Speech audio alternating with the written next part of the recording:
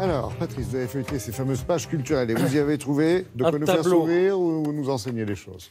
Un tableau intitulé Demoiselles Duval, les Demoiselles Duval. Il est signé Jacques-Augustin Pajou.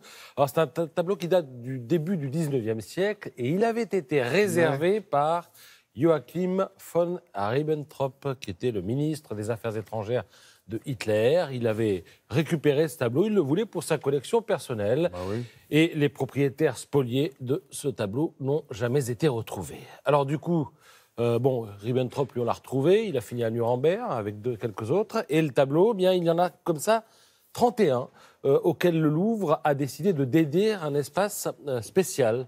31 tableaux dont on n'a jamais retrouvé les propriétaires des tableaux qui avaient été, des gens qui avaient été spoliés.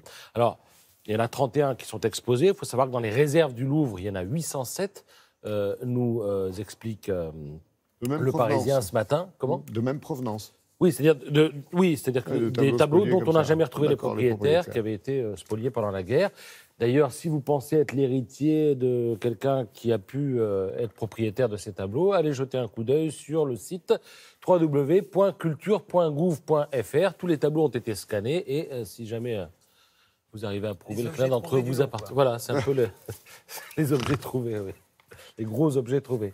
Et d'ailleurs, le ministère de la Culture, la ministre de la Culture, va restituer aujourd'hui un tableau aux descendants du propriétaire. Une découverte maintenant. Connaissez-vous Ako Goran? Bon, je ne connaissais pas, donc je découvre, j'apprends même à le prononcer. C'est un artiste irakien d'origine kurde, réfugié en Allemagne depuis 20 ans. Et regardez ce qu'il fait, c'est joli, je trouve. Il compose des paysages à partir de papier de magazine découpé. Et pour la première fois, il est exposé en France, en l'occurrence à Metz, à la Maison de la Culture et des Loisirs.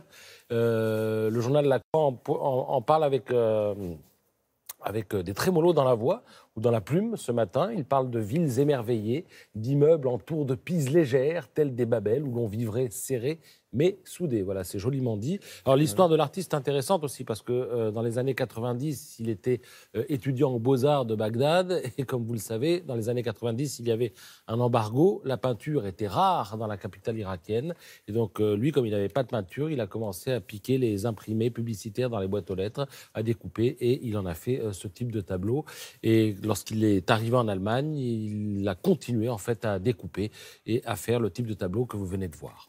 Je signale, c'est plutôt La Croix en l'occurrence qui nous le signale ce matin, qu'il y aura 200 événements prévus dans le cadre de la nouvelle saison culturelle de Marseille-Provence. Pourquoi je vous en parle? Parce qu'en 2013, Marseille était capitale culturelle européenne et il a fallu garder la flamme et finalement ils ont trouvé une idée et le thème cette année ce sera l'amour. Donc 200 événements autour du thème de l'amour et évidemment ça commence quand?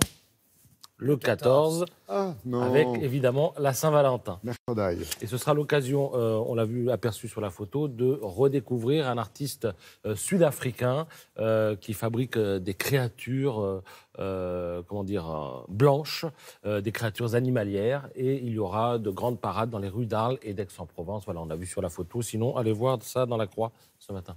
Merci beaucoup, Patrice.